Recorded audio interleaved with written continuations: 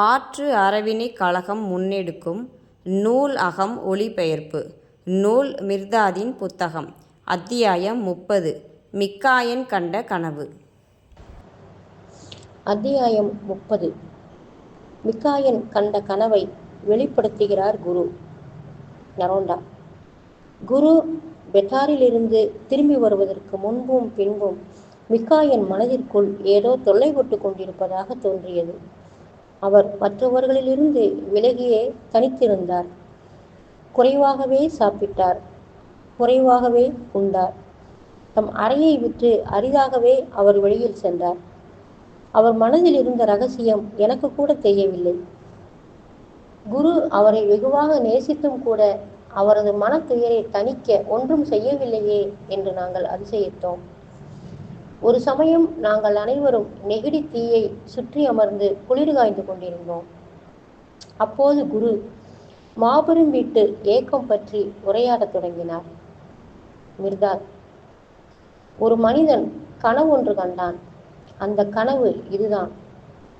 அந்த கனவில் ஆழ்ந்து அகன்று அமைதியாய் பாயும் ஓர் ஆற்றங்கரையில், பச்சை புல் படர்ந்த கரையில் அவன் தன்னந்தனியே நின்று கொண்டிருந்தான். கரையில் மக்கள் கூட்டம் அதிகமாகவே இருந்தது. ஆண், பெண், குழந்தைகள் என்று பெரிய கூட்டம்தான். அவர்கள் பல்வேறு மொழிகளில் பேசிக்கொண்டிருந்தார்கள். அவர்கள் பல்வேறு வாகனங்களில் வந்திருந்தார்கள். திருவிழா காலம் போல் வண்ண வண்ண உடைகள் அணிந்திருந்தார்கள். உல்லாச விருந்து, கேளிக்கைகள் நடந்து கொண்டிருந்தன. எங்கும் பேரிரைச்சல். அமைதியற்ற கடல் போல் அவர்கள் அங்கும் இங்குமாய் அலைந்து கொண்டிருந்தார்கள். அவன் மட்டும் புத்தாடை அணியாதவனாக இருந்தான். அங்கு விருந்து நடப்பதே அவனுக்கு புலனாகவில்லை. அந்த கூட்டத்தினர் பேசுவதில் ஒரு சொல் கூட அவனுக்கு விளங்கவில்லை. யார் முகத்தின் மீதும் அவன் பார்வை பதியவில்லை. ஆனால் அவர்கள் அவனை பார்த்தார்கள். யார் இந்த கோமாளி என்ற பொருளில் அவனை பார்த்தார்கள்.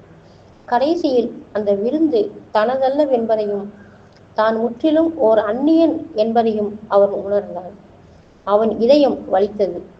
அப்போது உயரமான கரையில் பெருங்கூச்சல் கேட்டது. சட்டென எல்லாரும் தரையில் அமர்ந்து தம் முகங்களை கைகளால் பொத்திக்கொண்டு தரையோடு தரையாக தம் தலைகளை பறித்து கொண்டார்கள்.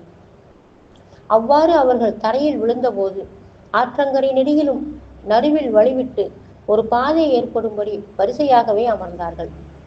கூட்டத்தினருக்கு நடுவே ஏற்பட்டிருந்த பாதையில் அவன் மட்டும் தன்னந்தனியே நின்று கொண்டிருந்தான். என்ன செய்வது, எந்த பக்கம் போவது என்று அவனுக்கு விளங்கவில்லை. ஒரு உருமல் வந்த திசையில் அவன் பார்த்தான். தூரத்தில் வாயிலிருந்து தீயும் மூக்கிலிருந்து புகையும் கக்கியபடி ஒரு பெரிய காளை மாடு மின்னல் வேகத்தில் வந்து கொண்டிருந்தது. சினம் பொங்க வரும் அதை அவன் பயத்துடன் பார்த்தான். ஆனால் அவனால் நகர முடியவில்லை. தரையில் அழுத்தமாக அவன் பதிந்து விட்டது போல் தோன்றியது. அவன் முடிவு உறுதியாகிவிட்டதாக அவனுக்கு புலப்பட்டது. காளை நெருப்பை கக்கியபடி பாய்ந்து வந்தது. அருகில் வந்ததும் அவனை தன் கொம்புகளால் தூக்கி ஆகாயத்தில் வீசியது. அவன் மேலே மேலே போய்கொண்டிருந்தான். காளை கீழிருந்தபடி அவன் மேல் நெருப்பை கக்கியது. சூடு உரைத்தது. ஆனால் தொடர்ந்து மேலே மேலே போனதால் தப்பினான். பிறகு அப்படியே மிதந்தபடி ஆற்றை கடந்தான். அவன் மேலிருந்து பார்த்தபோது மக்கள் கூட்டம் முன்போலவே தரையில் விழுந்து கிடப்பது தென்பட்டது. ஆனால் அந்த காளை அவன் உள்ள திசையில் திரும்பி நெருப்பிற்கும் புகைக்கும் பதிலாக அம்புகளை எய்தது. அம்புகள் அவனை கடந்து சீறி பாய்ந்தன. அவனது ஆடையை கூட கிழித்துச் சென்றன. ஆனால் ஒன்றும் அவனது உடலில் தைக்கவில்லை. அதன் பிறகு ஆறும் கரையும் மக்களும் மறைந்து விடும்படியாக அவன் வான்வழியே பறந்தான். சற்று பறந்த பின் கீழே வறண்ட ஒரு பால் நிலம் தென்பட்டது. பிறகு அவன் குத்துப்பாறைகள் நிறைந்த ஒரு மலை மேல் கால் பதித்து இறங்கினான். அங்கே ஒரு புல்லோ ஓணானோ ஒரு எறும்போ கூட காணப்படவில்லை. மலை சிகரத்திற்கு செல்லும் ஒரு பாதை மட்டுமே அங்கே இருந்தது. அது பாதுகாப்பான பாதையாக இல்லை. மலை ஆடுகளால் மட்டுமே ஏறி செல்லக்கூடிய குறுகிய பாதை அது. வேறு வழியின்றி அவன் அதில் நடந்தான். சில 100 அடிகள் நடந்த பின் பாதை அகலமாயிற்று. அகலமான செப்பனிடப்பட்ட பாதை. ஆனால் அதில் ஏராளமான ஆட்களின் நெரிசல் தென்பட்டது. பலர் மேல் நோக்கி கண்மூடித்தனமாக ஓடிக்கொண்டிருந்தார்கள். பலர் தறிகட்டு கீழ் நோக்கி இடித்து கொண்டு ஓடிக்கொண்டிருந்தார்கள். அவர்களின் முக்களும் முனகலும் அலறலும் அவன் இதயத்தில் பயங்கரமான அச்சத்தை ஏற்படுத்தின. அதை சற்று நேரம் கவனித்து நின்ற அவனுக்கு மலை மேல் ஒரு பைத்தியக்கார விடுதி இருக்க வேண்டும் என்று தோன்றியது. அதிலிருந்து தப்பி வந்தவர்களே கீழ் நோக்கி ஓடுகிறார்கள் என்று தோன்றியது. கூட்டத்தினரால் இடிக்கப்பட்டும் தள்ளப்பட்டும் அவன் தட்டு தடுமாறி விழுந்து எழுந்து மேல் நோக்கி நடக்க ஆரம்பித்தான். மேலே போக போக கூட்டம் குறைந்து கொண்டே போய் கடைசியில் ஆள் அரவமே இல்லாத பாதையாக ஆயிற்று. விசாலமான ஒரு பகுதியின் மேல் அவன் தன்னந்தனியாக நின்று கொண்டிருந்தான். வழிகாட்ட யாரும் இல்லை. தைரியம் குறைந்து தளர்ந்து போன அவனுக்கு உற்சாகமூட்டக்கூடியவரும் அங்கே இல்லை. தனது பயணம் சிகரத்தை நோக்கிதான் என்ற தெளிவற்ற நம்பிக்கையில் அவன் நடை தொடர்ந்தான். ரத்தம் சூடேற அவன் மெதுவாகத்தான் மேலேற முடிந்தது. படாத பாடுபட்டு சற்று நேரம் நடந்த பின் பாதைகளற்ற மெத்தென்ற சமபூமி வந்தது. அங்கும் இங்குமாய் சில முள் புதர்கள் கூட காணப்பட்டன. மென்மையான புல், மெத்தென்ற மண், மனமுள்ள காற்று, எங்கும் சாந்தம் தவழும் சூழல். அந்த கணத்தில் அவனிடம் மிச்சமிருந்த அற்ப சக்தியும் அவனை விட்டு நழுவியது. அவன் தளர்ந்து போய் தரையில் விழுந்தான். அடுத்த கணம் அவன் உறங்கி போனான். யாரோ தொட்டி எழுப்புவது போல் தோன்ற அவன் கண் விழித்தான். எழுந்திரு, அதோ தெரிகிறது சிகரம்.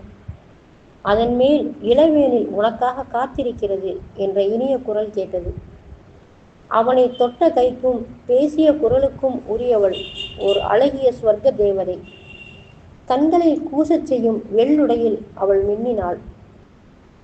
அவள் அன்பாக அவன் கரம் பற்றினாள். அவன் அந்த கணமே உரம் பெற்று புத்துணர்வு கொண்டான். அவன் தலை நிமிர்ந்து அந்த சிகரத்தை பார்த்தான். இளவேனில் நறுமணத்தை அவனால் நுகர முடிந்தது. அதன் பிறகு மேலே செல்ல பயணம் தொடர காலை உயர்த்தினான். சட்டென அந்த கனவு கலைந்து விட்டது. 4 சுவர்கள் நடுவே சாதாரண படுக்கையில் கிடப்பதை உணரும் போது அவனது விழிகளுக்குள் அந்த பேரழகி இன்னும் ஒளி வீசிக் கொண்டிருக்கும் போது ஒளிமயமான சிகரத்தின் நறுமணம் தனது இதயத்தில் இன்னும் நீங்காது நிற்கும் போது கனவு கலைந்து போன மிக்காயன் என்னதான் செய்வான்? மிக்காயன் தேள் கொட்டியது போல, நான் தான் கனவு கண்டவன், என்னுடையதுதான் அந்த கனவு, அந்த கண்ணியையும் சிகரத்தையும் கண்டது நான் தான். இன்று வரை அது என்னை விரட்டி கொண்டே இருக்கிறது. மன அமைதியே கிடைக்கவில்லை. நானே எனக்கு அந்நியனாகிவிட்டேன். அதனால் மிக்காயனுக்கே மிக்காயனை அடையாளம் தெரியவில்லை. நீங்கள் பெட்டாருக்கு சென்ற பிறகுதான் நான் அந்த கனவு கண்டேன். அதை எப்படி நீங்கள் இவ்வளவு துல்லியமாக விவரித்தீர்கள்? எந்த மாதிரியான மனிதர் நீங்கள்? மற்றவர் கனவெல்லாம் உங்கள் முன் திறந்த புத்தகம் போல ஆகிவிடுகிறதே. ஆ, அந்த சிகரத்தின் சுதந்திரம்! ஆ, அந்த அழகிய கன்னி! எவற்றோடும் ஒப்பிட முடியாதபடி எவ்வளவு அசாதாரணமான தோற்றங்கள் அவை! அதன் காரணமாக என் ஆத்மாவே என்னை கைவிட்டு போய்விட்டது. அன்று நீங்கள் திரும்பி வருவதை கண்டபோதுதான் நான் இழந்த என் ஆத்மாவை திரும்ப பெற்றேன். அதன் பிறகே நான் அமைதியும் வலிமையும் பெற்றேன். என்றாலும் அந்த நினைவுகள் என்னை ஒரு மாயக் கயிறு கொண்டு இழுக்கின்றது. எனது மாபெரும் துணைவரே, ஒரு தரிசனம் வேண்டி நான் தவிக்கிறேன். மிர்தாத், மிக்காயன், நீங்கள் கேட்பது என்னவென்று உங்களுக்கே விளங்கவில்லை. உமது இரட்சகரால் நீங்கள் காப்பாற்றப்படவில்லையா? மிக்காயன், திக்கற்றவனாய் தாங்க முடியாத சித்திரவதைப்படுகிறேன் நான். பாதுகாப்பான கதகதப்பான வீடு போன்ற ஒரு உலகில் என்னை சேர்த்து விட வேண்டுகிறேன். நான் அந்த கன்னி பெண்ணுடன் அந்த மலை சிகரத்தில் இருக்க விரும்புகிறேன். மிர்தாத், மகிழ்ச்சி பெறுங்கள். உமது இதயத்திற்கு வீட்டு ஏக்கம் வந்துவிட்டது. மாறாத வாக்குறுதி தருகிறேன். உமது நாடு, உமது வீடு, அந்த மலை சிகரம், அழகிய கன்னி எல்லாமே உமக்கு கிடைக்கும். அபிமார், அருள் கூர்ந்து இந்த வீட்டு ஏக்கம் பற்றி எங்களுக்கு விளக்கமாக சொல்லுங்கள். அதை எவ்வகை அறிகுறிகள் கொண்டு நாங்கள் அடையாளம் கண்டுகொள்வது?